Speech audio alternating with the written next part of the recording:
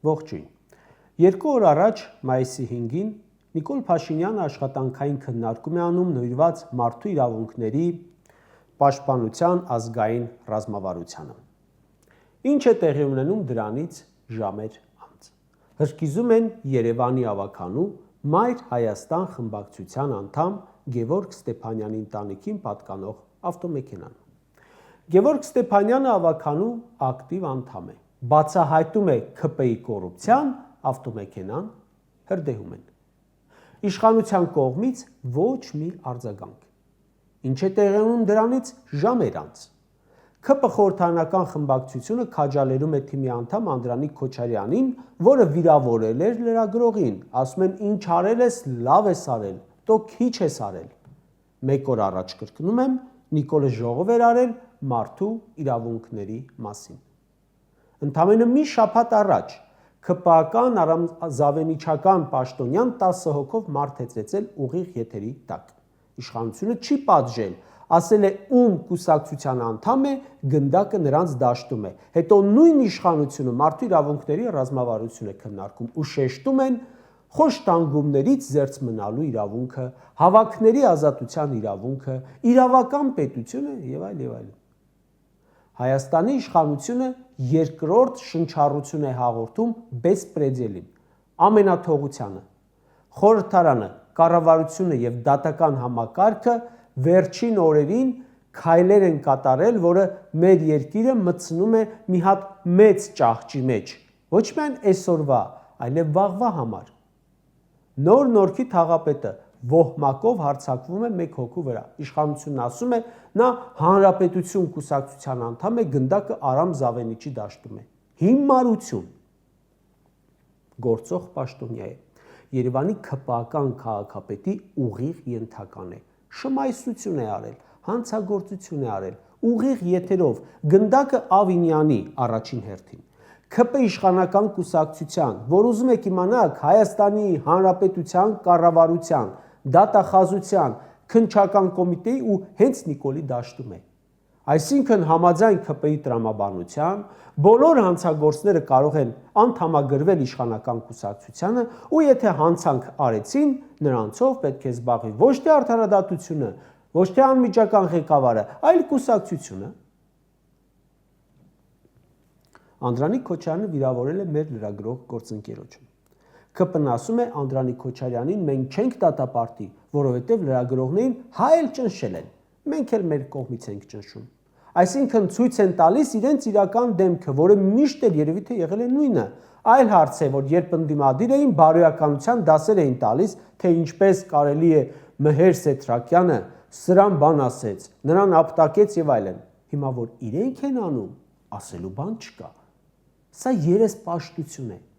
Իհարկե անբարոյականություն է, բայց նաև սա Հայաստանը տանում է մեկ ավելի մեծ բեսպրեդելի ճահիճը, որը ցավոք էլի իրենց դաշտում է լինելու, քանի իրենք են իշխանություն։ Առասպելական թևավոր խոսք կա, Պանդորայի արկղ։ Դուք մարդկանց մեջ կուտակում եք ցասում, ատելություն։ Մենք ընդունում ենք, որ մեր հետ միասին նույն քաղաքում ապրում է ու անգամ մեզ ղեկավարում խուլիգանական արարք կատարող մարդ։ Պատկերացրեք, վաղը Արթուր Չախոյանը դառնա թաղապետ ու իր մոտ հարցով եկած ՔՊ ակտիվիստներին 15 հոգով ծեծի, ասի լավ եմ անում, ոչ էլ հրաժարական կտա։ Ծեծից հետո ոստիկաններն այցելում են թաղապետարան, ձերբակալվում են ծեծվողին։ ՆԳ փոխնախարարն ասում է իշխանության պահանջին չենթարկվելու իրավիճակ տեսանք Արթուր Չախոյանի մոտ։ Իսկ ծեծելու իրավիճակ չտեսաք։ Ներքին գործերի այդ փոխնախարարը, որ ինչ որ մի օր չունենա պաշտոն եւ բռնության ենթարկվի, բայց հենց իրեն բռնեն ու պատժեն, որտեղ իրավունք կունենա բողոքելու։ Նայելու են դեմքին, ժպտան, ասեն դե կներեք։ Կրկնում եմ, կուտակում են անարդարության խորը մթնոլորտ։ Պատկերացրեք իշխանափոխությունից հետո ԿՊ-ական որևէ կարկառուն մեկը ծեծի է ենթարկվում, որ մարմնին է դիմելու եւ ոնց կվերաբերվի, եթե իր դիմաց մարմնում արժանանա անտարբերության, ավելին հակառակ գործողությանը։ Իշխանափոխությունից հետո եթե առանց թիկնապահի փողոց հայտնված Ալենի դեմքին իշխանական մեկը թքի, ասենք նույն ձև հենց, ախրանիկը բռնի Ալենի ձեռքերը, մյուսը թքի վրան։ Ասեք մի կառույց, որ կունենա իրավունք այդ պաշտոնյային պատասխանատվության ենթարկելու, որտեղ Ալենը թքել է, դատախազություն ասել է, հանցակազմ չկա, քննչականն ասել է, հանցակազմ չկա, Նիկոլ ասել է լավ է անում, Ալենը ասել է լավ եմ արել։ Եվ ուրեմն դուք ստեղծել եք մի համակարգ, որ վաղն էլ ձեզ վրա թքելը եւ ձեր նկատմամբ որևէ գործողություն հանցակազմ չպարունակի։ Ոստիկանները քաղաքացուն բերման ենթարկելիս մի տալդատեղ կանգնում ծեծում են։ Մեկ ուրիշ քաղաքացու ոստիկանները ծեծում են ու պահանջում են, որ ուրիշի հանցանքը վերցնի իր վրա։ Բացահայտվելուց հետո չեն էլ պատժվում ու Նիկոլը ժողով է անում մարդու իրավունքների մասին ու գնահատում է ոստիկանության բարձր հարգանքը։ Պարեկները ճամփի մեջտեղը հարձակվում են վարորդի վրա, ավտոից իջեցնում, ծեծում, բերման ենթարկում։ Եթե այդ ոստիկանները չեն պատժվում, քաղաքացին լցվում է վրեժխնդրության, որը մի օր դուրս է գալու իր գործը անի, որովհետև արդարություն չկա։ Որևէ մեկը կարող է մեղադրել այսօր ծեծված քաղաքացու հետագա գործողությունները։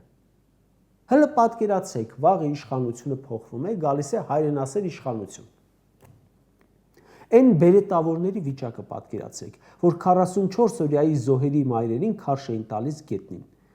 Դուք ձեր քաղաքական հաշվարկներից ելնելով թույլ եք տալիս հանցագործություններ, չեք պատժում, բայց դրանք էլ չեն մոռացվում, ախր։ Եթե վաղը իշխանափոխությունից հետո նոր դատախազը հրահանգով գնաց, ասենք, որևէ քպական падգամավորի, թեկուզ առանց կոռուպցիայի ձեռք բերված բնակարանի վրա գնաց, ու դա վերցրեց որպես Ապորինի գույք, խլեց Սրբուհի Գալյանի գույքը, Աննա Վարդապետյանի գույքը, հենց տենց չորով, սրանց նման ասի տունդ տուր, թե չէ կնստացնենք, ում եք բողոքելու, ինչ եք ասելու։ Դուք չեք էլ պատկերացնում, որ այն վնասը, որ դուք հիմա տալիս եք երկրին ու վաղը եւս եւ երկրին եւ ձեզ։ Ասում են լավ ենք անում, չենք պատժում Անդրանիկ Քոչարյանին, բա առաջ։ Ժողովուրդն էլ կարող է ասել, չէ, բա այդ նման բաներից էիք իբր մեզ ազատում, սակայն ինչ տարբերություն։ Եթե ասենք հաջորդ խորհրդարանում ԿՊ-ն լինի ընդդիմություն, փոքրամասնություն լինի ընդդիմադիր, չնայած դժվար թե մտնի խորհրդարան իշխանությունը կորցնելուց հետո, նու ասենք թե մտավ, ու падգամավորների նկատմամբ բռնություն կիրառեն, վարչապետն էլ արդարացնի ծեծը, ինչ եք ասելու։ Չէ որ դուք այսօր արդարացնելով ծեծը, արդարացնում եք վաղը ձեր նկատմամբ այդ ծեծը։ Երբ դուք ասում եք դատապարտում ենք բռնությունը, բայց այդ բռնություն գործադրողը իր տեղում է, ուրախ է, ինքնավստահ է, ուրեմն քաջալերում եք ընդամենը։ Մեր երկրում այս բեսպրեդելի արատավոր երևույթների պատճառը քաղաքական, իրավական, բարոյական պատասխանատվության բացակայությունն է։ Ամեն օր մեր երկրում կրակոցներ են, վերջու 2 օրերին անչափահասներն են ակտիվ կրակում։ Երբ մարդ տեսնում է, որ Սյունիքի մարզպետի տղան օրինակ սպանության փորձ է անում ու չի պատժվում, ԿՊ-ական падգամավորի եղբայրը հրազենային վիրավորում է հասցնում ու չի պատժվում, Փաշինյանի Շարասյունը ինքն էլ մեջը մարդ է սպանում ու չի պատժվում, սա ծնում է հանցագործություններ, երբ ինչ-որ մեկը տեսնում է, որ կարելի է ակտիվիստին ծեծել ու չպատժվել, այն էլ ուղիղ եթերի տակ, կարող է մտածել, իսկ ինչու չի կարելի գիշերը կամերաներից հեռու վառել մեկ այլ ակտիվիստի ավտոմեքենան։ Մեկը մյուսի տրամաբանական շարունակությունն է։ Ու երբ այս բոլոր հարցերը բարձրացնում ես, իշխանության անդամները խոշոր հաշվով ասում են, լավ ենք անում, մենք ծեծում ենք, հա, առաջ սպանում էին։ Ուզում եմ հասկանալ, այդ ում էին սպանում ու սպանողը չէր պատժվում։ Ինչ որ չեմ հիշում, բայց շատ լավ հիշում եմ, 3 տարի առաջ հղի աղջկան վարչապետի Շարասյունը սպանեց։ 3 տարի անցել է, մեկը չի պատժվել։ Այսինքն անգամ այդ ամենագնացի վարորդ ոստիկանը պարզվում է, մեղք չունի, հանցակազմ էլ չկա։ Ես էլ կարող եմ չեմ մտածել, որ չեմ պատժում, որովհետև եթե այդ ոստիկանը դատվի, կարող է դատարանում պատմի։ Ով ասաց, ոնց ասաց, որ քշեն, չկանգնեն եւ այլն, չէ՞։ Ավելի նման չէ, թե ինչի պիտի պարտակեային այդ տեսակ էմոցիոնալ հնչեղության դեպքը։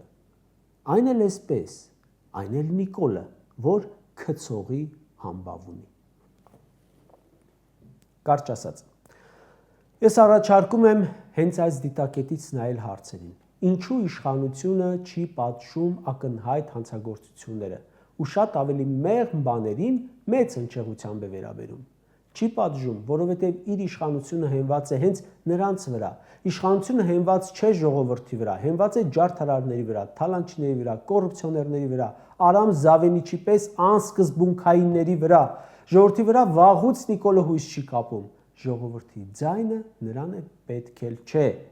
Պետք են կրիմինալը, ուժայինները, փողը, անսկզբունքները, որոնք շահի համար պատրաստ են իրեն աջակցել ու ով չանել։